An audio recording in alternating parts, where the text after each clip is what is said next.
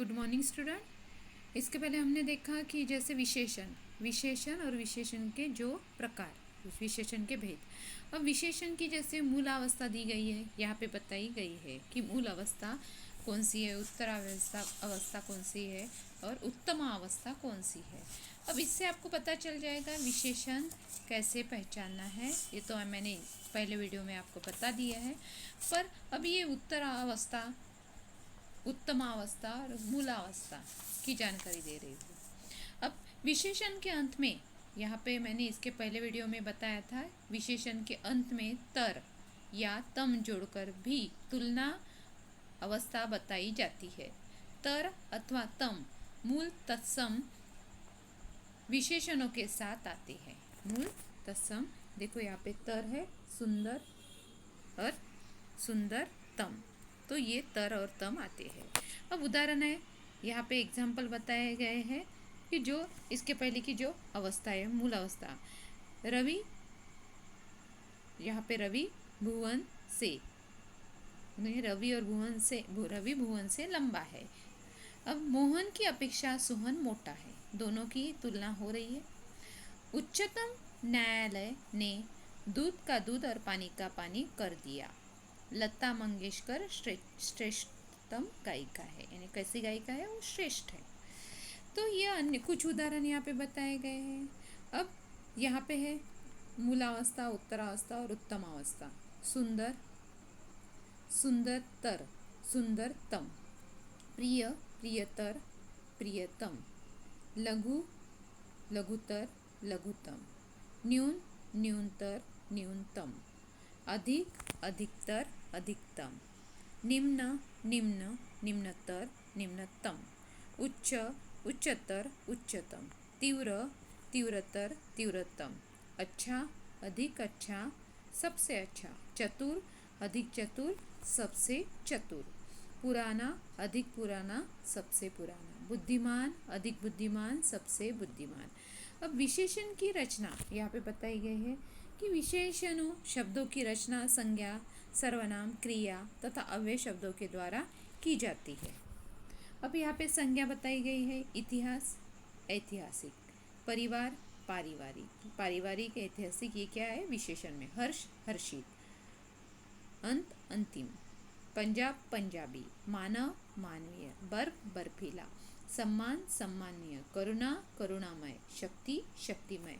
गुण, गुणवती या गुणवान। भूख, भूखा। वैसे ही यहाँ पे बताए गए हैं कि जैसे वर्ष, वार्षिक। अपमान, अपमानित।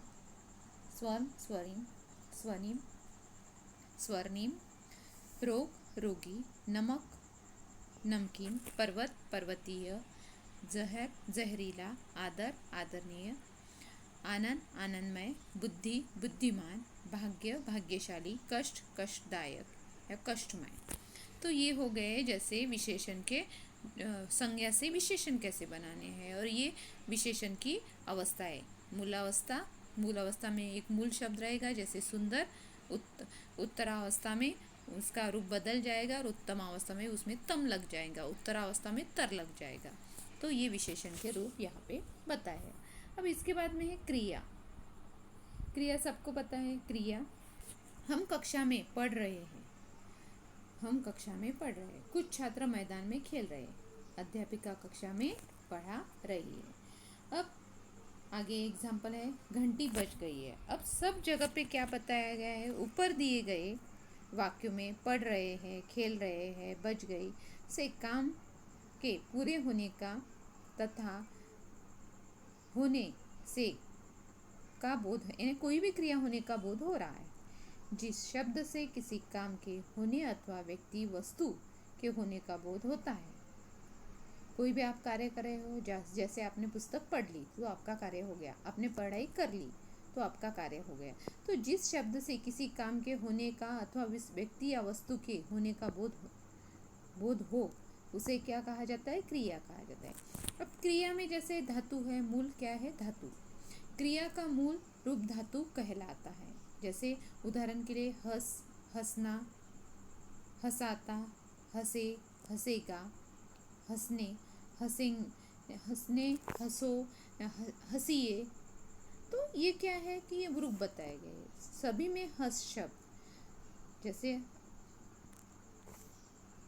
हस शब्द क्या है, सामान्य रूप से उपस्थित है, पर इस सामान्य रूप का मूल धातु, इसे क्या, जो सामान्य शब्द है उसे क्या कहा जाता है, मूल धातु कहा जाता है। अतः क्रिया के विभिन्न रूपों में जो शब्द सामान्य रूप से पाया जाता है, सामान्य रूप से पाया जाता है, उसे क्या कहा जाता है, धातु का या मूल कहते हैं। पढ़, लिख, देख, दौड़, सुन, चल, बोल आदि क्रिया धातु रूप में आती है। क्रिया के दो भेद है, क्रिया के आधार पर दो भेद बताए गए हैं, कर्म के आधार पर और रचना के आधार पर। अब कर्म के आधार पर क्रिया के भेद, मैंने रोहिणी, यहाँ पे क्रिया के आधार पर भेद बताया है, कर्म के आधार पर क्रिया के भेद। अब रोहिणी मैं रहती हूँ, मैं और रोहिणी रहती हूँ। अब कहाँ पे रहती है इसका जिक्र नहीं हुआ है, पर मैं और रोहिणी रहती हूँ। मैं सुबह जल्दी उठता हूँ। मेरा भाई तेज दौड़ता है, यहाँ पे क्रिया हो रही है। गांधी जी सुबह जरूर टहलते थे। वाक्य में रहती हूँ, उठता हूँ, दौड़ता है, टहलते थे के साथ कर्म नहीं है, किसी के साथ कर्म नहीं है। कर्म के बिना ही वे पूरा अर्थ व्यक्त कर रहे हैं, ऐसी क्रियाओं को अकर्मक क्रिया कहा जाता है। यहाँ पे कर्म नहीं है। जैसे मैं खाना खा रहा हूँ, मैं सुबह जल्दी उठता हूँ, तो ये क्या है, अकर्मक क्रिया है। जो क्रिया में कर्म के बिना भी भाव पूरा व्यक्त करे उसे अकर्मक क्रिया। सुबह उठकर मैं, अब जैसे सुबह उठकर कोई नहाता है, कोई बाहर जाता है, या कोई व्यायाम करने जाता है, एक्सरसाइज करने जाता है, वैसे ही मैं नहाकर दूध पीता हूँ। स्कूल का गृहपाठ याद करता हूँ। पिताजी रोज अखबार पढ़ते हैं। तो इसमें जैसे वाक्य बताए गए हैं। अब इसके आधार पर भी यहाँ पे इन वाक्यों में पुरुष, दूध, गृहपाठ, अखबार का प्रयोग अवश्य है। इन शब्दों के बिना वाक्य पूरा नहीं हो सकता। सुबह उठकर मैं करता हूँ, मैं नहाकर पीता हूँ, स्कूल का याद करता हूँ, पिताजी रोज पढ़ते हैं। इन वाक्यों में क्रिया के साथ कर्म लगाना आवश्यक है, इसलिए वो जब कर्म लगेगा तो वो सकर्मक क्रिया हो जाएगी। सकर्मक क्रिया से वो जैसे कर्म सहित क्रिया सकर्मक हो जाएगी। सकर्मक क्रिया के भेद है, सकर्मक क्रिया के दो भेद है, एक कर्मक और द्विकर्मक। एक कर्मक क्रिया किसे कहा जाता है, एक कर्मक क्रिया जिस क्रिया का एक ही कर्म हो उसे एक कर्मक, जैसे एग्जाम्पल बताया है, मैंने पुस्तक पढ़ी। द्विकर्मक जिस क्रिया में दो कर्म हो उसे द्विकर्मक कहते हैं। जैसे महेश किससे खाता है, चमचे से। वैसे माँ ने मुझे 5 रुपये, माँ ने कितने रुपए दिए, 5 रुपये। अध्यापिका बच्चों को कहानी सुनाती है, अध्यापिका बच्चों को क्या करती है, बच्चों को कहानी सुनाती है। गीता बेसन से मुंह धोती है। सभी वाक्यों में दो दो कर्म आए हुए हैं, जैसे चमचा खाना, मुझे 5 रुपये, बच्चे कहानी, बेसन और मुंह, ये क्या है, जैसे कर्म है। ये इसलिए ये एक कर्मक, इसमें एक कर्म है और दूसरे इसमें दो कर्म है, इसलिए द्विकर्म। अब मैंने पुस्तक खरीदी, ये एक कर्मक है, और जैसे यहाँ पे द्विकर्मक दो दो क्रियाएं बताई गई है। अब रचना के आधार पर वाक्य के भेद बताए गए हैं। रचना के आधार पर वाक्य के जैसे 5 भेद है। संयुक्त क्रिया, नाम धातु क्रिया, प्रेरणार्थक क्रिया, पूर्वकालिक क्रिया और कुदंत क्रिया। अब संयुक्त क्रिया किसे कहा जाता है, संयुक्त क्रिया में मैंने खाना खा लिया, बच्चों ने प्रश्न हल कर दिया, मैंने ताजमहल देख लिया, बच्चा हंसा। तो इन दो या दो से अधिक क्रिया मिलकर एक ही कार्य कर रही है। खा लिया संयुक्त क्रिया, इसमें खाना और लेना दोनों क्रियाएं जो मिलकर खाना खाने की क्रिया को पूरा करती है। संयुक्त क्रिया में पहली क्रिया मुख्य क्रिया है, तो दूसरी क्या है, रंजक क्रिया। रंजक क्रिया में मुख्य क्रिया के अर्थ में विशेषता, रंजकता लाती है और अथा उसका प्रभाव भी दिखाई देता है, तो वो रंजक क्रिया यानी उसका प्रभाव दिखाई देता है, तो वो रंजक क्रिया हो जाती है। वैसे ही यहाँ पे बताया गया है। दूसरी क्रिया है नाम धातु क्रिया। तो जो क्रिया शब्द संज्ञा या सर्वनाम और विशेषण बनाते यानी विशेषण से बनते हैं, उसे नाम धातु। संज्ञा सर्वनाम और विशेषण से बनते हैं।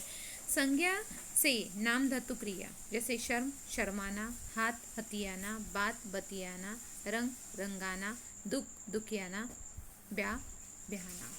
तो सर्वनाम से नाम धातु क्रिया अपना अपनापन, विशेषण से नाम धातु क्रिया दोहरा दोहराना, गरमा गरम गरमाना, साठ सठियाना, सूखा सुखाना, चिकना चिकनाना, लंगड़ा लंगड़ाना। वैसे ही प्रेरणार्थक धातु क्रिया भी यहाँ पे बताई गई है। अब प्रेरणार्थक क्रिया के बारे में इसके नेक्स्ट वीडियो में मैं आपको प्रेरणार्थक क्रिया बताऊंगी।